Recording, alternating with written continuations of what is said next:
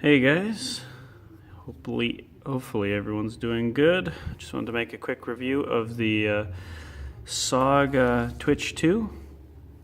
I've had it for a few months now.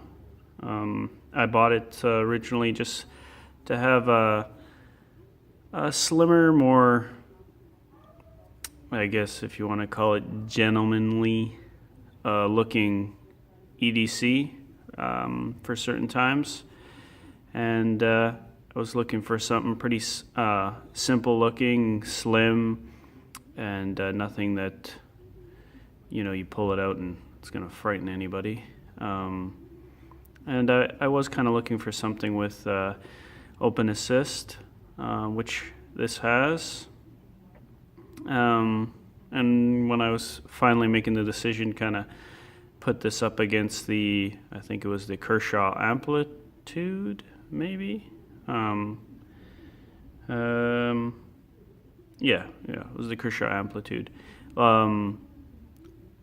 Looks very similar to this. I think this one is slightly better in a few ways, if anybody's interested. This has a locking mechanism to lock it from opening or from locking it while it's for closing. So it's got the switch on the back, and it's pretty smooth, and you can lock it, and then that's so I thought that was a nice feature. Probably in the few months I've had it, there's been maybe a few times where it's locked when I didn't want it to, but it's not a big deal, and it doesn't happen all the time. Like I said, it's only happened a few times. But yeah, it's got the lock back, so strong lock, which I think, if I'm remembering right, the Amplitude was maybe a frame lock, I think, or liner lock. So, but I like this, and I could still close it with one hand. Also, this has thumb studs, so you can open it that way as well, which I liked. It had the two offerings, not just the flipper in the back. Yeah,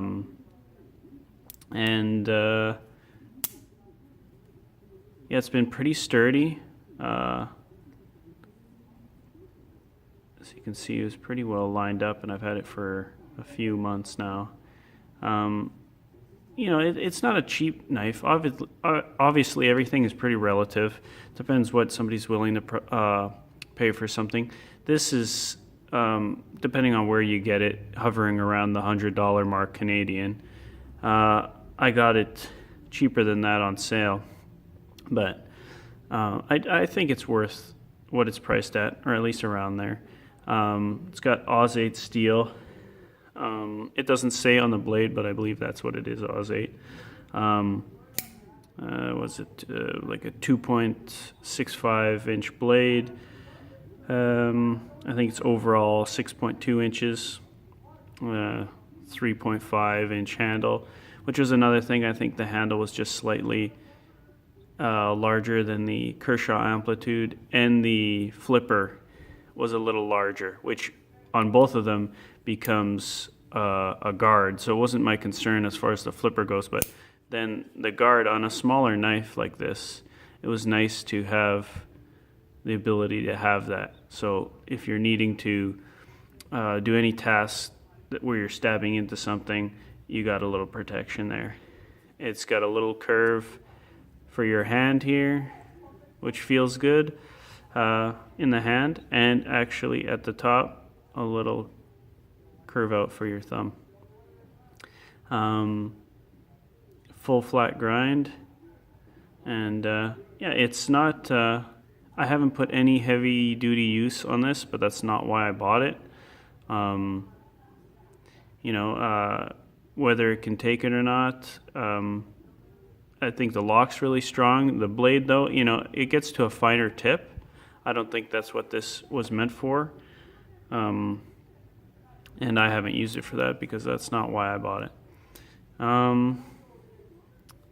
The pocket clip is pretty wide. I think this is also advertised as being also a money clip. I don't usually have things in my pocket when I'm carrying a knife, so I usually have it on my pocket. I haven't used it as a money clip, but it's wide enough to use it. I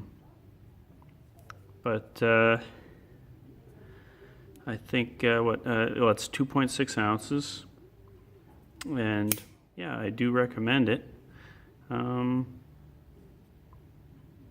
think there's an all black version, blade black, handle black.